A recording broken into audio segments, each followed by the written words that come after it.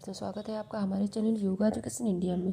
विद्यार्थियों, आधुनिक काल में योग के अंतर्गत कुछ महापुरुष को रखा गया है और वे महापुरुष हैं स्वामी विवेकानंद, श्री अरविंद, महर्षि रमण, महर्षि दयानंद सरस्वती को रखा गया है। इनके विषय में हमें योग परंपराओं के अंतर्गत मेन पॉइंट को याद करना है। नोट्स पहले तैयार करना, फिर याद करना है। तो आज हम समझेंगे स्वामी विवेकानंद के विषय में मुख्य बातों को। तो चलिए, सबसे पहले आप नोट तैयार करें और समझें, नोट तैयार करें और उसके बाद आपको याद भी करना है, क्योंकि क्वेश्चन फैक्ट में ही पूछे जाएंगे आपसे। तो स्वामी विवेकानंद को आध्यात्मिक गुरु की उपाधि भी प्राप्त हुई है, आप ऐसा नोट कर सकते हैं। और इनका जो मूल यानी बचपन का नाम भी कह सकते हैं, मूल इनका अन्य नाम यानी स्वामी विवेकानंद तो बाद में नाम पड़ा है ना, जब इन्होंने संन्यास ग्रहण किया है, संन्यास की दीक्षा ली, तब स्वामी विवेकानंद नाम पड़ा। पहले इनका नाम था नरेंद्र नाथ दत्त, ये थे। और ये मूल रूप से भारतीय थे, इनको भारतीय की नागरिकता प्राप्त थी। आप यानी भारतीय हैं ही, हमारे आध्यात्मिक गुरु ही हैं। और इनका जन्म कहाँ पर हुआ था? कलकत्ता, 12 जनवरी 1863 यानी 1863 ईस्वी में इनका जन्म। ये फैक्ट में है। जैसे पिछला हमने बताया था, भक्ति काल के कवि या जो है जैसे कबीर, सूर, तुलसी के विषय में बताया था, तो उनमें फैक्ट नहीं था, उनमें कन्फ्यूजन था, लेकिन ये फैक्ट में है। जन्म कलकत्ता में और 12 जनवरी 1863, ये पूछा जा सकता है। और इन्हीं के जन्म के अवसर पर राष्ट्रीय युवा दिवस मनाया जाता है। कब मनाया जाता है? 12 जनवरी को राष्ट्रीय युवा दिवस मनाया जाता है, यह भी नोट कर लें। और इनको मोक्ष कब प्राप्त हुआ था, इसी वक्त आप साथ में नोट कर लें ताकि याद करने में आसानी रहेगी। 4 जुलाई 1902 को। और कहाँ पर? रामकृष्ण मठ, बेलूर। और 39 आयु इनकी थी बस, यानी 30 की आयु में ही इन्हें मोक्ष कहें, निर्वाण कहें, इनको प्राप्त हो गया था। बहुत जल्दी, बहुत अल्प आयु में ही इन्होंने मोक्ष को प्राप्त कर लिया था, यानी अपने इस शरीर को त्याग दिया था। वह डेट कौन सा था? 4 जुलाई 1902 को, यह आप नोट कर लें। और इनके पिता का नाम था विश्वनाथ दत्त, माता का नाम भुवनेश्वरी देवी था। और ये एक कुलीन परिवार से बिलोंग करते थे, यानी इनका जन्म एक कुलीन परिवार में हुआ था और काफ़ी समृद्ध और पढ़े लिखे थे इनके फैमिली के लोग। और इनके पिता की मृत्यु हुई थी, सबसे बड़ी विडंबना ये हो गई थी, इनके पिता की मृत्यु 1884 में ही हो गई थी। तब इनका पारिवारिक जो है आर्थिक रूप से बहुत ही कष्टकारी हो गया था जब इनके पिता की मृत्यु हो गई थी, क्योंकि इनके पिता जो कि हाई कोर्ट के पावर ऑफ अटॉर्नी थे, तो काफ़ी पैसा कमाते ही थे, तो समृद्ध परिवार था। और चलिए आगे समझते हैं। और इनके गुरु का नाम रामकृष्ण परमहंस था। इनका गुरु के नाम पूछा जा सकता है, रामकृष्ण परमहंस था। और गुरु की कृपा से इन्हें आत्म साक्षात्कार हुआ था और यह रामकृष्ण परमहंस के प्रमुख शिष्य थे। अब यह मान के चलिए कि रामकृष्ण परमहंस तो विद्वान थे ही, मतलब गुरु, आध्यात्मिक गुरु थे ही, लेकिन विवेकानंद के नाम से रामकृष्ण परमहंस जानने लगे, उनको और खुशी हुई। यानी जब एक ऐसा गुरु होता है, जब शिष्य के नाम से वो जाना जाने लगता है, तब उस गुरु को आंतरिक बहुत ज़्यादा प्रसन्नता होती है। तो ये हुआ, यानी रामकृष्ण परमहंस गुरु थे इनके, लेकिन और आगे निकल गए, जैसा कि आप सभी विवेकानंद के विषय में जानते ही होंगे, लेकिन यहाँ पर मैं आपको मुख्य पॉइंट बता रही हूँ ताकि जो फैक्ट में पूछे जाते हैं वो आप आंसर याद कर सकें। और इनका धर्म था हिंदू, जैसा कि आप सभी जानते हैं। कर्मभूमि भारत थी और कर्म क्षेत्र दार्शनिक, धर्म प्रवर्तक और संत। ठीक। शिक्षा ये स्नातक थे, यानी ये शिक्षा स्नातक तक की इन्होंने ग्रहण किया था। और स्नातक कहाँ पर किया था? कलकत्ता विश्वविद्यालय 1884 ईस्वी में इन्होंने स्नातक तक शिक्षा, यानी स्नातक को बीए जो होता है वही स्नातक हुआ, तो बीए तक इन्होंने कर लिया था। और जो प्राथमिक शिक्षाएं थी इन्होंने 8 वर्ष में एडमिशन लिया था स्कूल में 1871 से 1889। और उसके बाद कॉलेज 1844 ईश्वर चंद्र विद्यासागर स्कूल में पढ़ाई की थी इन्होंने। ठीक, वो मैंने समझाने के लिए कहा था, और ये आप फैक्ट में नोट कर लीजिए। स्नातक यानी 1884 में कंप्लीट हो गया था।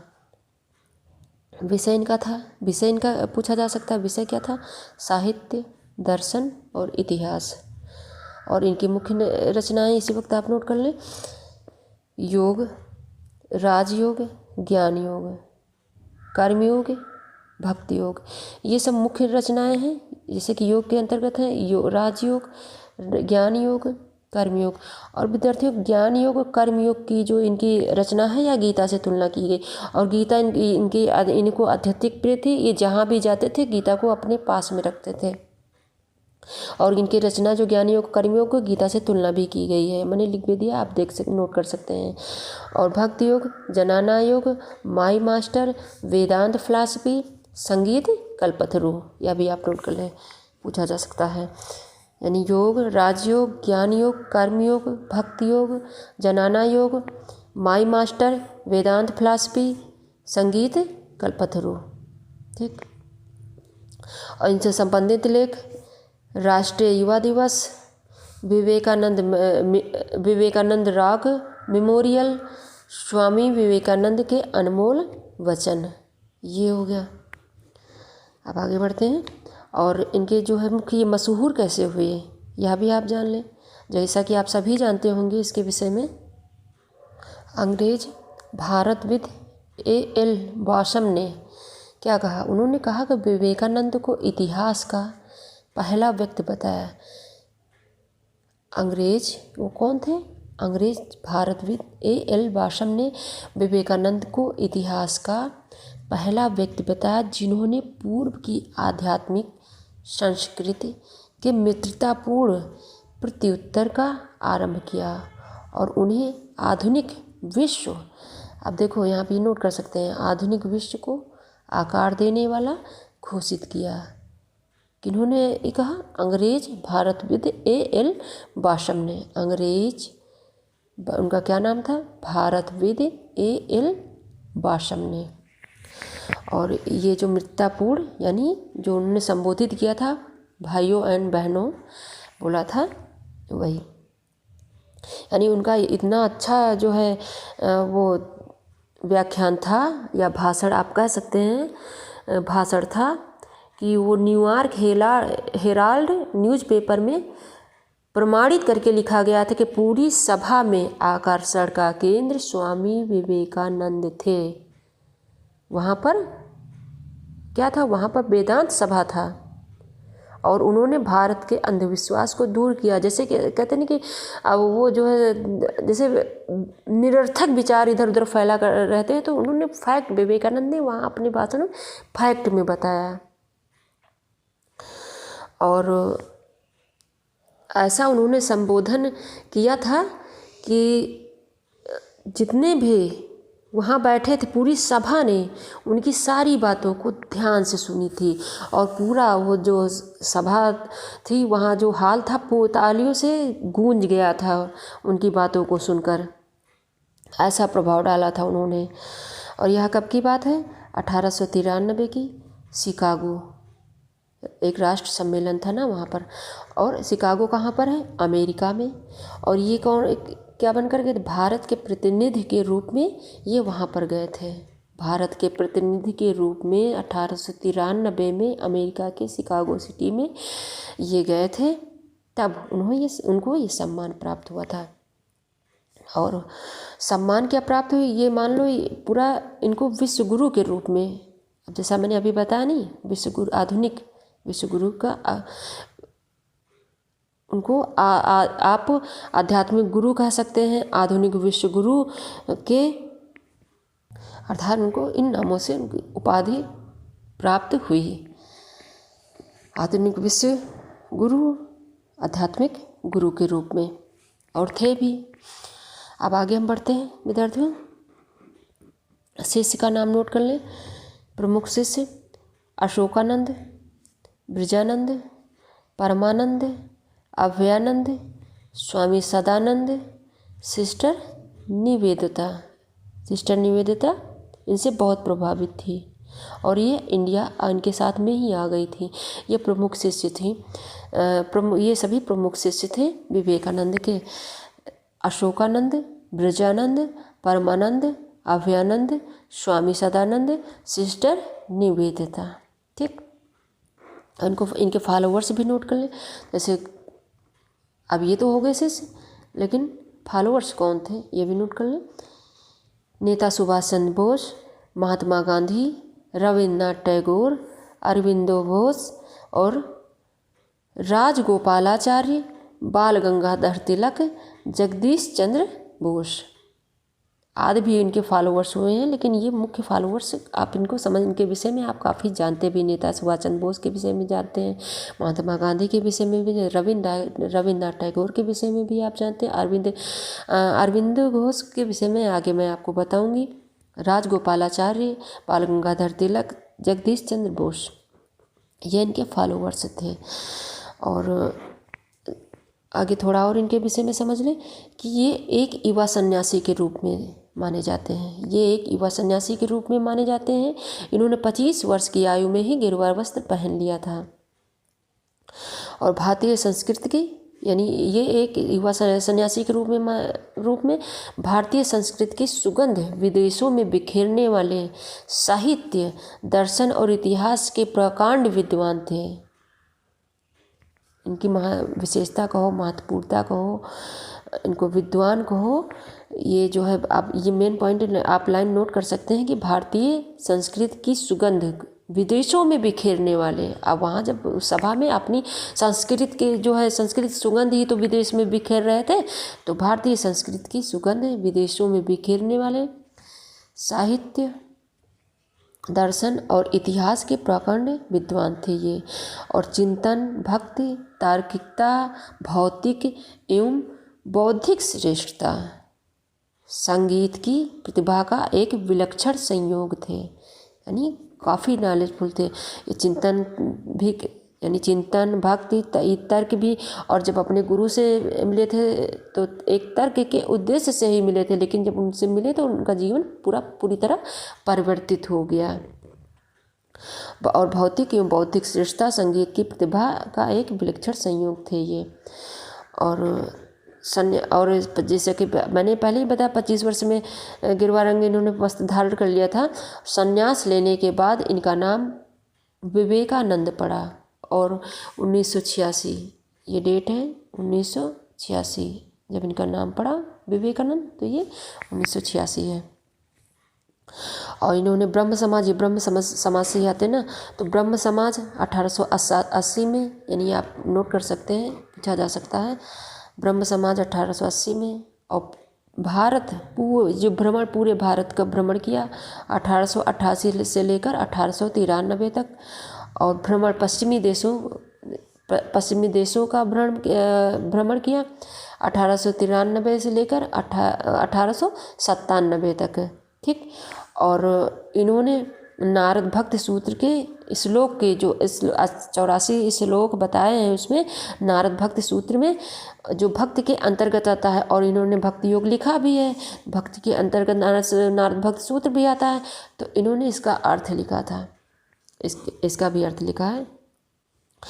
और अपना पूरा जीवन गुरु के प्रति समर्पित किया है। कहते हैं कि जो है लास्ट में बहुत कम समय में इनकी गुरु की भी जो है, गुरु ने भी अपना शरीर त्याग दिया था, तो आखिरी टाइम में उनके गले में कैंसर हो गया था, बहुत प्रॉब्लम हुई थी। तो पूरे मन से इन्होंने पूरा सेवा, यानी सेवा समर्पण भाव से अपने गुरु की पूरी तरह से सेवा की थी, यानी अपने गुरु के प्रति पूरी तरह इन्होंने समर्पित कर दिया था।